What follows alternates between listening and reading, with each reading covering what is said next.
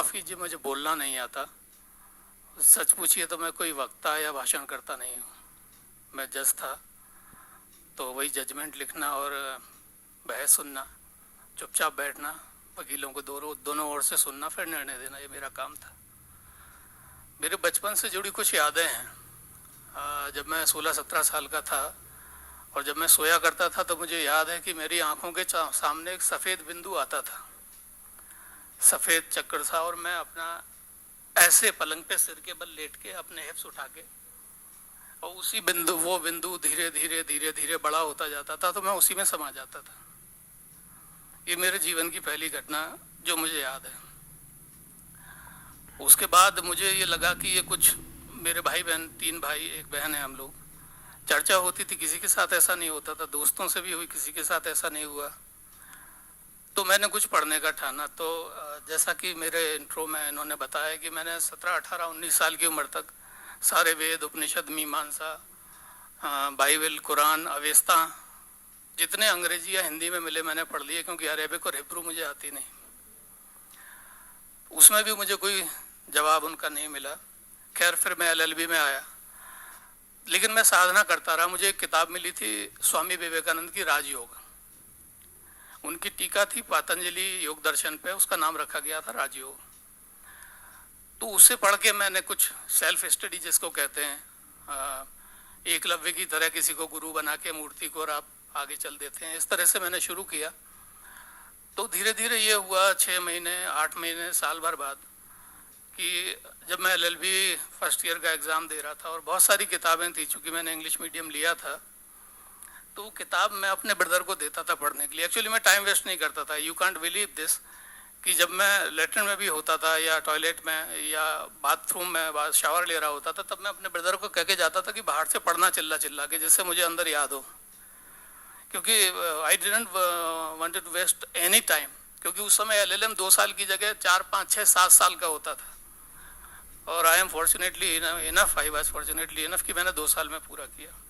खैर, उसके बाद ये हुआ कि कुछ किताबें और आई, तो मैं बस किताबों का ऐसे उठा के देखता था और उसको ऐसे पलटा के देखता था और रख देता था।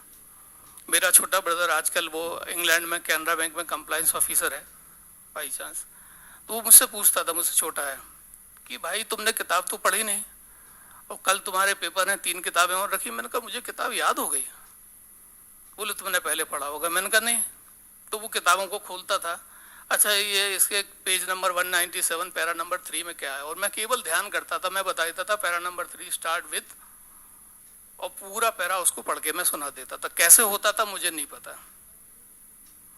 फिर ये हुआ जिसको अंग्रेजी में कहते देजा वू। अभी मैं एक सज्जन, एक बहन बाहर मिली थी, उनसे चर्चा कर रहा था।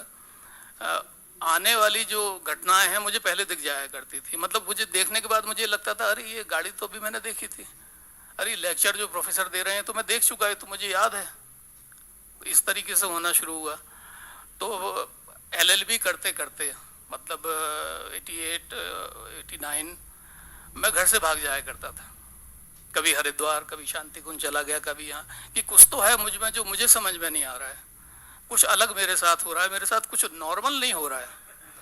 तो मैं चला जाया करता था, लेकिन वहाँ भी मुझे कोई संतोषजनक उत्तर नहीं मिला, कभी नहीं मिला। और अभी अच्छा, इसी कारण जो इन्होंने बताया गोल्ड मेडलिस्ट, मैंने एक्चुअली कोई किताब पढ़ी ही नहीं। वो किताब में देखता था, मुझे याद हो जाती थी। और आज भी मेरी जो आंसर शीट है वो मॉडल आंसर शीट के रूप में जीवाजी विश्वविद्यालय में रखी हुई हैं। मतलब लॉ में 80% मार्क स्कोर करना, it is impossible at that time. खैर, कहीं प्यास बुझी नहीं, स्वर्ग आश्रम भी गया, शिवानंद जी के यहाँ भी गया, शांति कुंज भी गया, लेकिन वो अंदर कुछ एक फीलिंग थी कि नहीं, ये नहीं है, मैं कौन हूँ, कहाँ से आया हूँ, कहाँ जाना है, आखिर क्यों मैंने इस घर में जन्म लिया, बाकी लोगों के साथ ऐसा क्यों नहीं होता है। कुछ जो एडोलसेंस से हम जब युवावस्था में आते हैं तो कुछ प्रश्न होते हैं जो हमें कचोटते हैं हमेशा। तो अभी पिछले कुछ दिनों की बात है, आपके BK के हमारे मित्र हैं रवि भाई जी और उनकी पत्नी प्रतिभा दीदी, ये ग्वालियर आए हुए थे। तो मेरे पड़ोस में जहाँ मेरा बंगला है उसके ठीक पीछे ये लोग मुरली पढ़ा करते थे। तो मेरी पत्नी वहाँ गई 1 बार 2 बार, तो उन्होंने कहा अगर आपको अच्छा लगे, आप थोड़ा टाइम निकालें तो चलिए। तो मैंने कहा ठीक है चलते हैं। तो उन्होंने कहा आपने कोर्स किया, कभी बीके में गए? मैंने कहा मैंने बीके का नाम ही नहीं सुना, मैंने किताबों में पढ़ा है जनरल नॉलेज के तौर पे कि बीके कोई है जिनका हेडक्वार्टर माउंट आबू में है।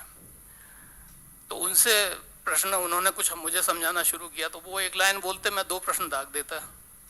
बोले साहब ऐसे तो नहीं होगा, आप जज साहब हैं तो थोड़ा धीरज रखिए। मैंने कहा धीरज मुझसे होता नहीं, मैंने कहा इतने साल धीरज ही रखता आया। तो फिर उन्होंने समझाने की कोशिश की, फिर मैंने क्वेश्चन पूछा कि भैया ऐसा क्यों, आप जो बता रहे हैं ऐसा क्यों? जैसे दादा लेखराज जी के बारे में मैंने ज़्यादा नहीं सुना था, उन्होंने कहा उनके शरीर में आया, मैंने कहा उन्हीं के में क्यों, दलाई लामा में क्यों नहीं, रामकृष्ण में क्यों नहीं, ओशो में क्यों नहीं, विवेकानंद में क्यों नहीं?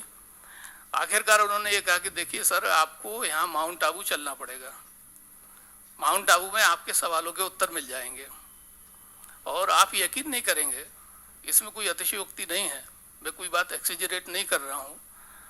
मैं ट्रेन से उतरा आबू रोड स्टेशन पे, वहाँ एक मतलब मेरे मित्र जो हैं रवि भाई जी मुझे लेने आए कार से, और जैसे ही मैं ज्ञान सरोवर में एंटर किया, आप यकीन मानिए जैसे कोई मीलों महीनों चला थका हुआ पथिक हो, जिसके शरीर से पसीना बह रहा हो, जिसको भूख लगी हो, प्यास लगी हो, उस तरीके से कोई आदमी चलता हुआ अपने घर में आ जाए। मैं ज्ञान सरोवर की जमीन पर उतरा, मुझे ऐसा लगा ये मेरा घर है, मैं घर में आ गया हूं। जबकि इसके पहले बाय हार्ट मैं कभी माउंट आबू नहीं आया। मेरी पोस्टिंग 12-13 साल पहले यहाँ नीमच में थी। नीमच मध्य प्रदेश का बॉर्डर जिला है, चित्तौड़गढ़ से लगा हुआ है। मैं कई बार यहाँ से निकला घूमने के लिए, लेकिन माउंट आबू कभी नहीं। मैंने क्या बीके कहाँ जाना, लेकिन यहाँ आने के बाद, और फिर यहाँ मैं आ गया था 2 तारीख को। फिर दीदी लोगों के और सभी माननीय यहाँ जो लोग हैं उनके मैंने वो सुने, डायलॉग सुने, और सुबह के योगा क्लासेस वगैरह भी अटेंड की। तो मुझे ऐसा लगा जैसे एक एक करके मेरे सवालों के उत्तर जो अनुत्तरित रह गए थे ग्वालियर के उस सेशन में, वो धीरे धीरे मुझे मिलते जा रहे हैं। अभी भी हैं, बचे हुए हैं कुछ, और होपफुली मैं दोबारा फिर आऊँगा, बहुत जल्दी आऊँगा अगर ये लोग बुलाएंगे तो। आपका स्वागत है, बिल्कुल स्वागत, और मुझे उत्तर मिल जाएंगे। ठीक है। हाँ, ये अगर ना बुलाएंगे तो मैं बाहर आके डेरा डालूंगा अपना कि अंदर तो कर लो जी। नहीं ऐसा है ही नहीं। जी बिल्कुल। तो इसलिए आप सब लोगों का धन्यवाद, मुझे इतनी बढ़िया अनुभूतियां देने के लिए, जिसके लिए मैं पिछले 40 साल से भटक रहा था। यहाँ आके मुझे शांति मिली, कुछ सवालों के जवाब मिले, कुछ सवाल अभी भी हैं, आपको परेशान करता रहूंगा ऐसा नहीं है, लेकिन धन्यवाद बहुत बहुत आपका। ओम शांति। बहुत बढ़िया। ओम शांति।